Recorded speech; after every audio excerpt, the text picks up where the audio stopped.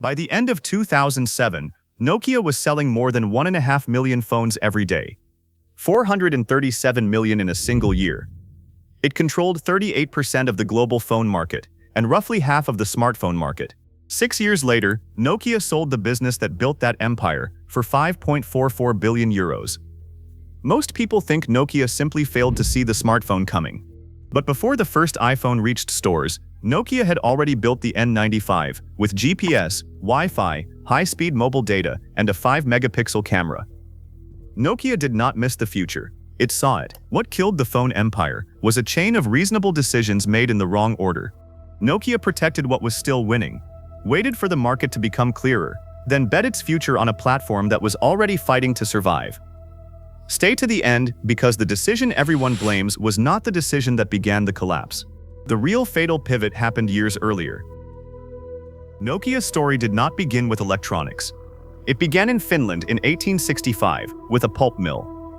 Across the following century, businesses connected to the Nokia name produced paper, rubber goods, cables, and industrial equipment. Reinvention was not an emergency plan. It was part of the company's identity. In July 1991, the first official GSM call was made using Nokia equipment. The following year, Nokia launched its first GSM handset, the 1011. As digital mobile networks spread, Nokia understood something that many industrial companies did not. A telephone no longer had to be attached to a place. It could belong to a person. Nokia became excellent at the difficult parts of the business. It built reliable hardware, managed enormous supply chains, worked with mobile operators around the world, and produced devices for almost every price point. Whether someone needed a basic phone for calls or a pocket computer for email, Nokia probably had a product ready. This global range mattered. In wealthy markets, operators wanted advanced devices tied to expensive data plans. In emerging markets, customers often needed low prices, long battery life, and reliable reception. Nokia could serve both groups without abandoning either one. A single brand stretched from a person's first phone to some of the most sophisticated mobile computers available. By 1998, Nokia had become the global device market leader. It would hold that position for years. The company's advantage was not one magical phone. It was a machine capable of making hundreds of different phones, selling them through carriers and shops, and adapting them to markets that wanted very different things. At the end of 2007, Nokia said its 10 main factories were producing more than 1.5 million devices per day. Its estimated global device share reached 38%. In what Nokia called converged devices, the category we would now recognize as smartphones, its estimated share was approximately 50%. This is important because Nokia was not a sleepy company selling obsolete bricks. The N95 was an advanced pocket computer. It could navigate with GPS, take detailed photographs, browse the internet, and connect over wireless networks. Nokia had the technology. It had the factories. It had the brand, the patents, the carrier relationships, and the customers. The qualities that made Nokia dominant were real, but they encouraged the company to view the market through shipments, product categories, and hardware features. The next battle would reward a different rhythm. Software could improve after a customer bought the phone. Services could keep that customer connected to the same company. Developers could create capabilities the phone maker had never planned. Success was becoming less dependent on how many models a manufacturer could release, and more dependent on how much activity could happen around one shared platform. On January 9, 2007, Apple introduced the iPhone. The first iPhone was not superior in every category. Nokia could point to features it already offered, and to hardware the iPhone did not yet have. But Apple was changing the basis of competition.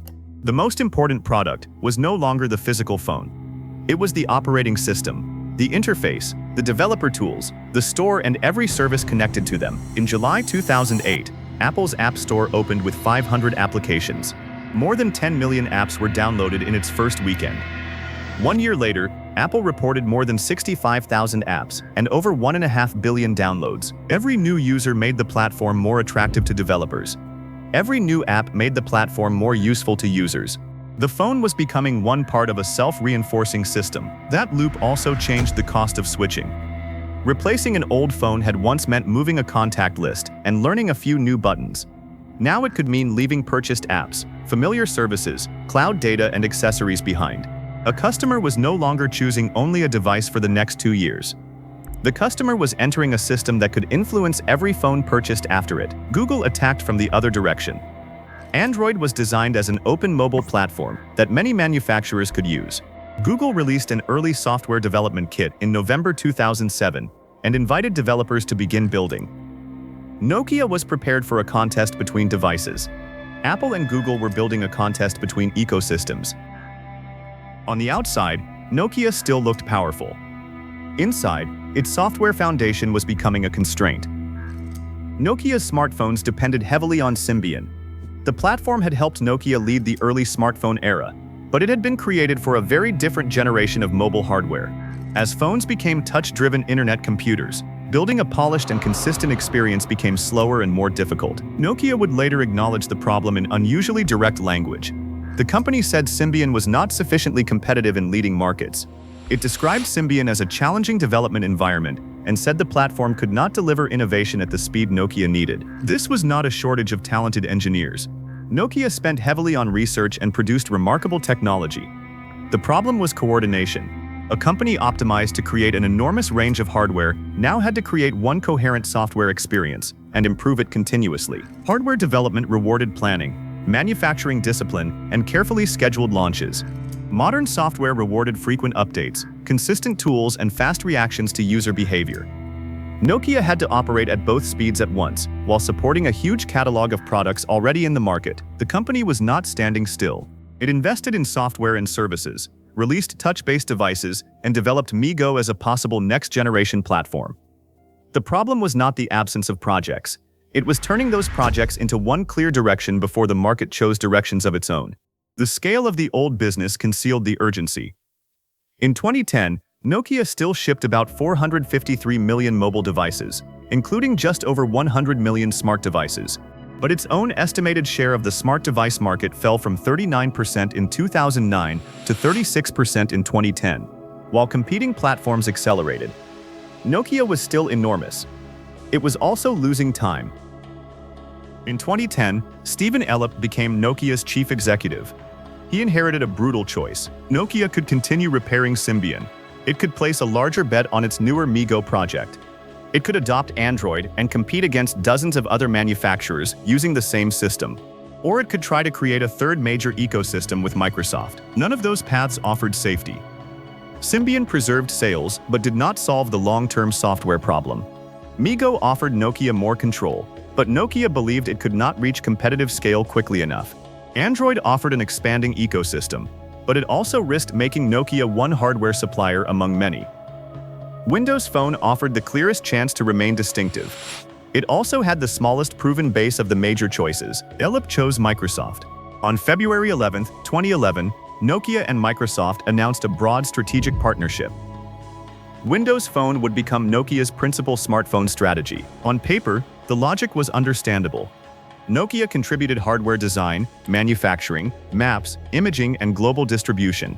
Microsoft contributed a modern operating system, developer tools, search, productivity software, and the resources to build an ecosystem. Together, they hoped to turn the smartphone race into a three-way contest. But Nokia was trying to change engines while already losing altitude. Nokia's own disclosures listed the danger with striking accuracy. Demand for Symbian phones could fall during the transition. Competitors could exploit the delay. Developers might not support Windows Phone. The partnership could disrupt employees, partners, and product development. Nokia expected to move an installed base of roughly 200 million Symbian owners toward Windows Phone over time. It also expected to sell approximately 150 million more Symbian devices during the transition. That bridge weakened faster than Nokia could cross it. Once customers knew Symbian would no longer be Nokia's future, buying an expensive Symbian phone became harder to justify. Developers had to decide whether to keep supporting the old platform, wait for Nokia's Windows devices, or focus on iOS and Android. Mobile operators and retailers also had to decide how much inventory and promotion to commit to products caught between two systems. The transition created a timing trap. Nokia needed the old platform to finance and protect the move.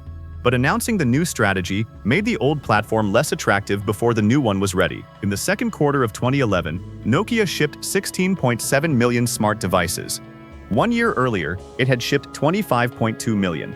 Smart device volume had fallen by 34%. and sales from that unit had fallen by 32%. The first Lumia phones arrived in October 2011. They were distinctive, colorful, and generally capable. But a good phone could not instantly create the network of users, developers, and applications that Apple and Android had spent years building. By June 2012, Microsoft celebrated 100,000 Windows Phone applications.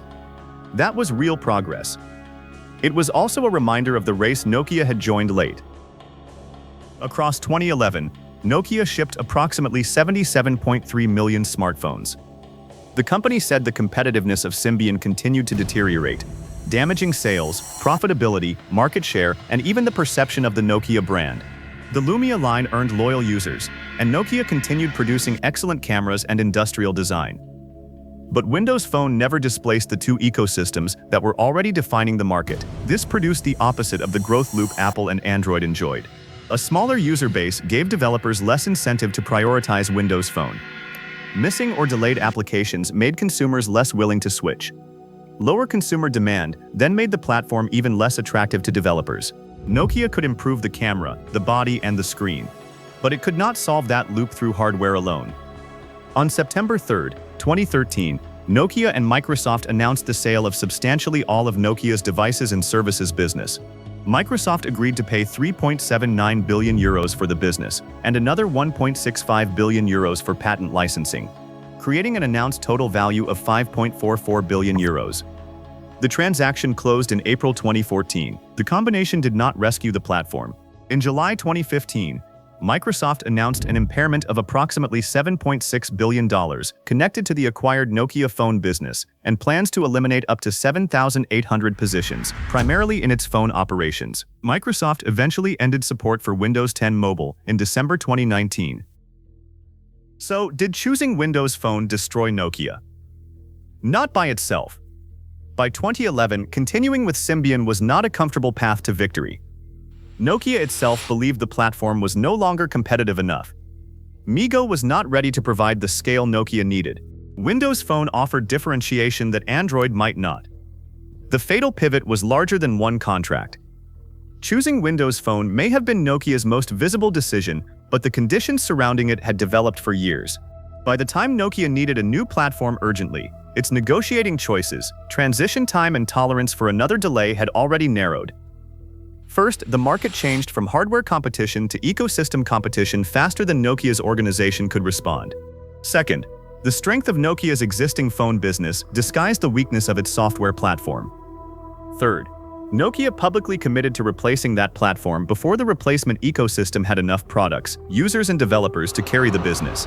Nokia was like a powerful ship built for the wrong kind of race. Its scale, factories, and distribution had once made it almost impossible to catch. When software became the ocean, that same scale made turning slower. The lesson is not that large companies cannot innovate. Nokia innovated constantly. The lesson is that invention, organization, and timing must move together. An invention has little strategic value if the organization cannot turn it into a product quickly. A good product may still fail if the surrounding platform cannot attract developers and customers.